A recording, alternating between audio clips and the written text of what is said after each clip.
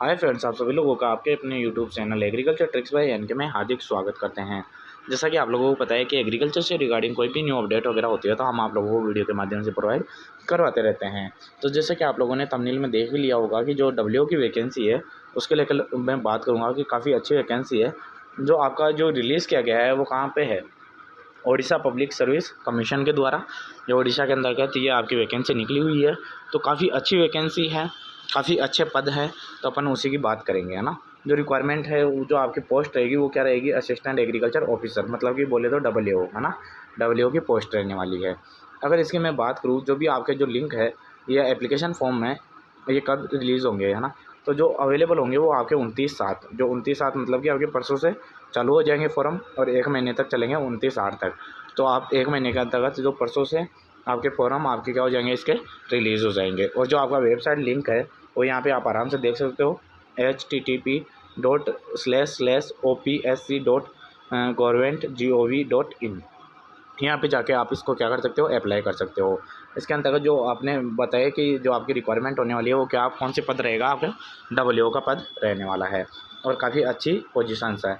तो चलिए मैं पहले पोस्टों की बात करूँगा, क्योंकि सबसे मन के अंतर्गत जो संशय बना हुआ होता है बच्चे के कि यही रहता है कि इसके अंतर्गत कितनी वैकेंसी है, अपने को अप्लाई करना चाहिए या नहीं करना चाहिए। तो चलिए मैं पहले आपको एक बार ये बता देता हूँ पोजीशंस की। अगर मैं बात करूँ जनरल की, तो जनरल के अंतर्गत आपके 140 पोस्ट रहने वाली है। तो 140 पोस्ट क्या रहेगी आपकी जनरल की।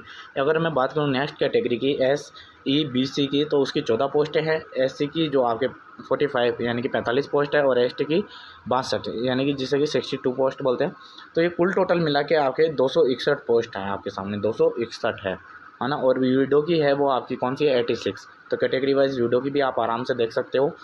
और जो जनरली है वो कितनी हो गई आपकी, कुल टोटल 261 पोस्ट। तो 261 पोस्ट क्या हो जाएगी आपकी, इसके अंतर्गत डब्ल्यू की वैकेंसी है। तो काफ़ी अच्छी वैकेंसी है, आप कर सकते हो। अब मैं बात करूँ कि सबसे मन के अंतर्गत जो एलिजिबिलिटी को लेकर है, तो मैं एलिजिबिलिटी को लेकर मैं बात कर दूँगा। तो पहली बात तो ये कि आपकी एज कितनी होनी चाहिए ना, एज के लेकर। तो जो आपके कैंडिडेट हैं वो 21 ईयर ओल्ड होनी चाहिए, यानी कि 21 साल का होना चाहिए। तो 21 साल के लेकर, जैसे कि 1 जनवरी तक 21 साल के हो जाने चाहिए थे। आपकी जो भी जनवरी हुई अभी जनवरी 1 जनवरी तक जो 2022 था वहाँ तक वो 21 साल का होना ज़रूरी है।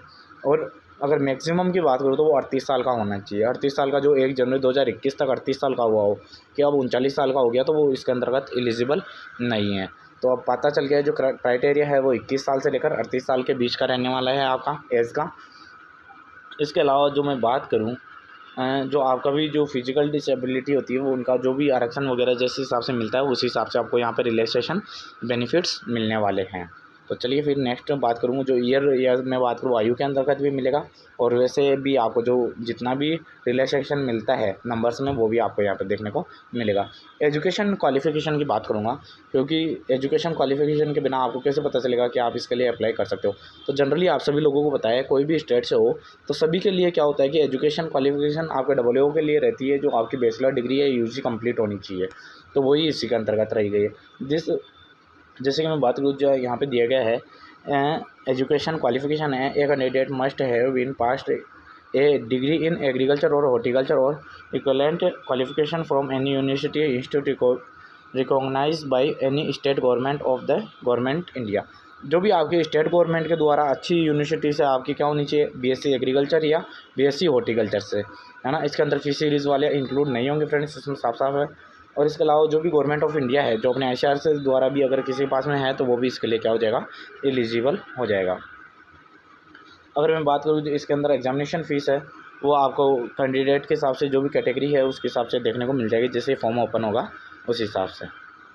चलिए मेथड ऑफ सिलेक्शन, जो सिलेक्शन का मेथड है तो इसके अंतर्गत क्या रहने वाला है, तो जनरली आपने हर स्टेट के अंतर्गत देखा होगा, उसी के अनुसार इसके अंदर भी जो सिलेक्शन का है वो वही है कि पहले तो आपका रिटर्न टेस्ट होगा, फिर आपका क्या रहने वाला है, इंटरव्यू रहने वाला है। तो रिटर्न टेस्ट का मतलब ऐसा नहीं होगा कि आपको लिख के आंसर करने हैं। इसके अंतर्गत 2 पेपर होंगे रिटर्न वाले के अंतर्गत भी, जिसके अंतर्गत मल्टीपल चॉइस से क्या होंगे, आपके मल्टीपल चॉइस के 100 क्वेश्चन आएंगे और 2 घंटों का आपको क्या मिलने वाला है, टाइम मिलने वाला है। इसके अलावा मैं बात करूँ नेगेटिव मार्किंग की, तो इसके अंतर्गत आपकी नेगेटिव मार्किंग रहेगी, और जो नेगेटिव मार्किंग रहेगी वो रहेगी 0.25 या 0.25। वो आपके एक आंसर गलत होने पर 0.25 मार्क्स आपके यहाँ पे कटने वाले हैं। अगर मैं बात करूँ, आपका 100 नंबर का पेपर हो गया जो रिटर्न वाला ऑब्जेक्टिव टाइप का, और जो 25 नंबर है वो आपके 25 मार्क्स हैं, वो आपके इंटरव्यू के रहने वाले हैं। तो चलिए इसके आगे अगर मैं बात करूँ, इसके अंतर्गत जो एग्जामिनेशन रहने वाला है ना, पहले जो जगह रहने वाली है वो कहाँ है, written exam for the post assistant agriculture officer shall be hold at Cuttack. The programme of the examination shall be notified will be ad. जो आपको आएगा वो आपका अभी बता दिया जाएगा कि आने वाले टाइम पे कि एग्जामिनेशन सेंटर कहाँ कहाँ रहने वाला है। वैसे ये कि जो उड़ीसा के अंतर्गत तो रहेगा ही रहेगा, उसके अलावा अगर और भी आते हैं तो वो आपको कंफर्म जो मेंशन कर दिया जाएगा। इसके अलावा जो ये PDF है मैं आपको अपने Telegram channel agriculture tricks bye NK पे प्रोवाइड करा दूँगा। वहाँ पे आप जाके क्या कर सकते हो, उसको पूरे को चेकआउट कर सकते हो। तो जो आपके पास में कोई सर्टिफिकेट डॉक्यूमेंट्स है वो भी यहाँ पे आप अप्लाई कर सकते हो। अब इसके अलावा जो मुख्य बात है, मैं आपके पेपर की बात करूँगा कि आपका पेपर किस हिसाब से रहने वाला है। और इससे पहले आपके पास में अप्लाई का है, अप्लाई का मैंने पहले ही बता दिया। जो आपकी साइट है इस पर जाके आपको ऑनलाइन एप्लीकेशन सबमिट करनी पड़ेगी। तो चलिए मैं बात करूँगा पेपर की, डायरेक्ट मैं पेपर के ऊपर ले चलता हूँ आपको। और क्लोजिंग डेट एप्लीकेशन ये चीज़ आपको पहले बता दी। मैं बात करूँ कि जो आपका पेपर रहने वाला है, जो 100 मार्क्स का रहेगा रिटर्न वाला, तो उसके अंतर्गत कितने क्वेश्चन रहेंगे, 100 क्वेश्चन रहेंगे। 1 मार्क्स का 1 क्वेश्चन रहेगा, है ना। और ड्यूरेशन कितनी है, 2 घंटों की है। इसके अंतर्गत टॉपिक वाइज जैसे एग्रोनॉमी हो गई, फार्मिंग सिस्टम हो गई, सस्टेनेबल एग्रीकल्चर हो गई, प्रिंसिपल ऑफ ऑर्गेनिक फार्मिंग हो गई, क्रॉप प्रोडक्शन टेक्नोलॉजी हो गई। तो इनके जो आपके क्वेश्चन है वो डिवाइडेशन किए हुए हैं 12, 5, 6, 12। तो इसके कुल मार्क्स होंगे वो 35 होंगे, यानी कि 35 क्वेश्चन ही आएंगे और 35 ही इनके क्या रहने वाले हैं, मार्क्स रहने वाले हैं। और इन टॉपिकों से इतने इतने क्वेश्चंस आएंगे। तो वो आप पर्टिकुलर अगर टॉपिक के हिसाब से तैयारी करोगे तो आपका सिलेक्शन आराम से हो जाएगा। चलिए यूनिट सेकंड की बात करूँ तो इसके अंतर्गत जो आपके हॉर्टिकल्चर से रिलेटेड जितनी भी, जैसे कि हॉर्टिकल्चर क्रॉप प्रोडक्शन हो गया, टेक्नोलॉजी हो गई, प्रोडक्शन टेक्नोलॉजी, हॉर्टिकल्चर वेजिटेबल्स का हो गया, अगर फ्लोरिकल्चर का हो गया, तो जो आपके हॉर्टिकल्चर के अंतर्गत फ्रूट्स का रहेगा वेटेज वो 7 क्वेश्चनों का रहेगा, 7 ही नंबर के रहेंगे। वेजिटेबल्स का 8 क्वेश्चनों का रहेगा और 8 ही नंबर के रहेंगे। फ्लोरिकल्चर का 5 नंबर का वेटेज रहेगा और 5 ही क्वेश्चन रहेंगे। तो कुल टोटल मिला के आपके पास में कितने होते हैं, 20। तो 20 मार्क्स रहेंगे और 20 ही आपके क्वेश्चन आने वाले हैं हॉर्टिकल्चर से। अगर मैं नेक्स्ट की बात करूँ, जो प्लांट पैथोलॉजी है या माइक्रोबायोलॉजी है, इसके अंतर्गत मिक्स में दिया गया है। फील्ड क्रॉप के अंतर्गत जो भी आपके पैथोलॉजी से जैसे फंगल, वायरल या फिर बैक्टीरियल जो भी बीमारियां होती है वो आ जाएंगे 6 क्वेश्चन फील्ड क्रॉप से। और जो हॉर्टिकल्चर क्रॉप्स वगैरह होती है जिसके अंदर बीमारियां होती है वो 4 क्वेश्चन उसके रहने वाले हैं। एंटोमोलॉजी से आपके 14 क्वेश्चन रहने वाले हैं। इसके अंतर्गत जो आपके एंटोमोलॉजी के अंतर्गत जो मॉर्फोलॉजी है वो भी इसी के अंतर्गत इंक्लूड हो जाएगी।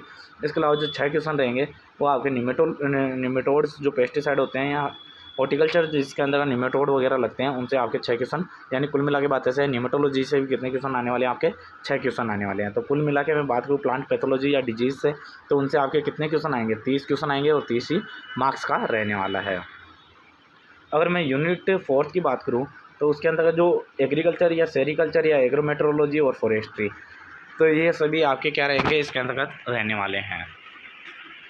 इसके अंतर्गत भी जो आपके क्वेश्चन हैं जो आपके दिए गए हैं, जो एग्रीकल्चर सेरिकल्चर से 3 क्वेश्चन, एग्रोमेट्रोलॉजी या क्लाइमेट चेंज वगैरह होते हैं उनसे 7 क्वेश्चन और 5 क्वेश्चन एग्रो फॉरेस्ट्री के आने वाले हैं। कुल टोटल कितने हो गए, 15। तो क्वेश्चनों की बात करूँ तो 100 क्वेश्चन हो गए और 100 ही आपके क्या हो गए, इधर मार्क्स हो जाने वाले हैं।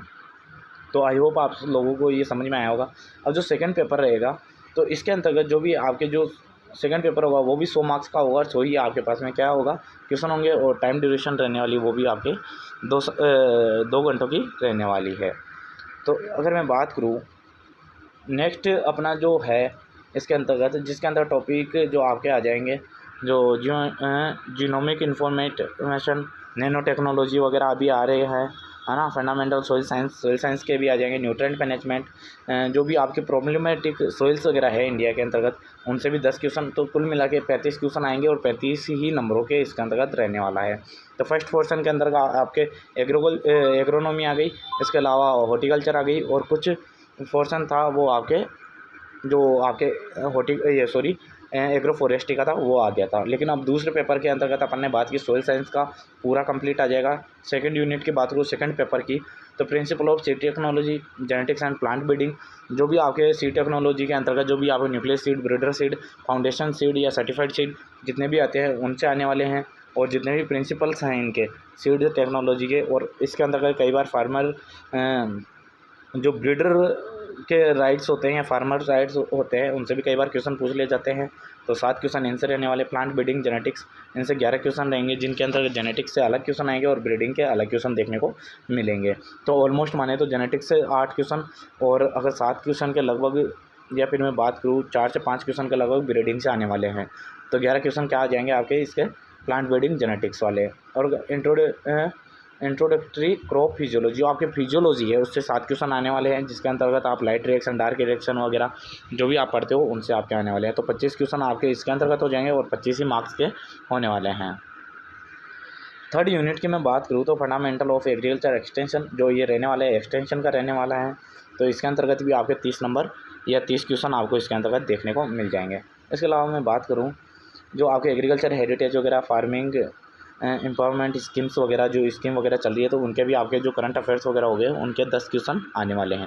तो ये भी आपके 100 क्वेश्चन आएंगे और 100 ही मार्क्स के रहेंगे। इसके अंतर्गत भी वही नेगेटिव मार्किंग 0.25 वाली रहने वाली है। तो 2 पेपर होंगे, तो 2 पेपर कितने होंगे, 200 नंबरों के होंगे और 200 ही आपके पास में क्या आएंगे, क्वेश्चन आएंगे। प्लस जो आपका इंटरव्यू रहेगा वो अलग से इसके अंतर्गत इंक्लूड कर दिया जाएगा। तो आई होप फ्रेंड्स कि ये काफ़ी अच्छी जो पोस्ट है वो आपके सामने आई हुई है। तो सभी के सभी विद्यार्थी इसके लिए अप्लाई करें, और इसके अंदर कोई बाउंडेशन या अदर स्टेट का भी इसके अंतर्गत क्या कर सकता है, अप्लाई कर सकता है। तो थैंक यू फ्रेंड्स, नए वीडियो के अंतर्गत नई नोटिफिकेशन के साथ फिर मिलते हैं। Thank you.